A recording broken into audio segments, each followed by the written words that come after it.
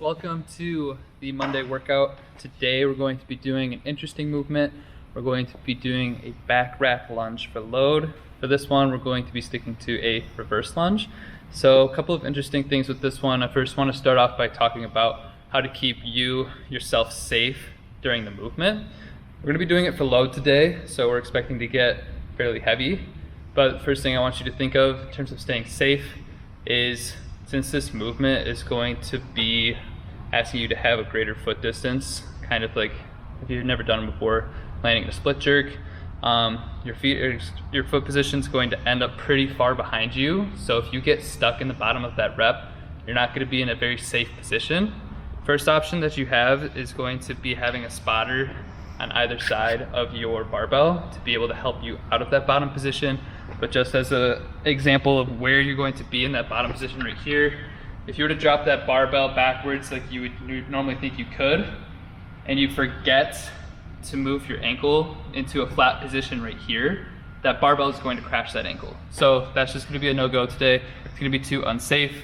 The only options that we're going to be having are using spotters, and then the other one I want to emphasize is making sure that you choose a safe weight that you know that you can do. One that's still going to be challenging, but one that you won't have the difficulty of bringing back into your top position.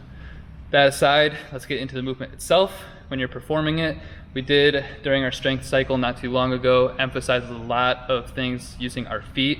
We did Patrick step-ups, we did different variations, we did front foot elevated split squats, poliquin, all that good stuff.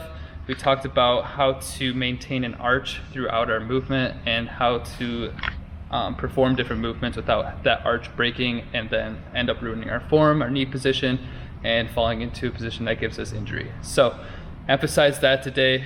Another one that we want to emphasize is correct foot position. So you should have a little bit of a diagonal stance between your forefoot and your back foot.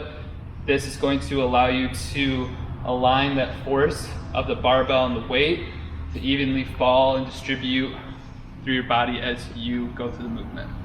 One thing that we don't want to see is your feet and your hips to be too aligned, because this is going to be a really unstable position and you won't have anything to have as a counter bringing that weight back and upwards. So that's going to bring me to my next point, where when you're actually pushing from this bottom position, all of your weight and all of that pressure isn't going to be working in this forefoot. You're also going to have a lot of active movement within this back leg. So what this does, that helps stabilize the hips, and it also helps emphasize a good core and chest position where you're not leaning too far over and into this front leg. Instead, we're supporting our weight through our back leg so that we can have an even press, nice and upward. So if you've never done this movement before, or maybe you're revisiting it and you're trying to understand a little bit more, make sure that you are being safe with your weight and then also using good mechanics. So have fun, a lot of talking, but it'll be fun.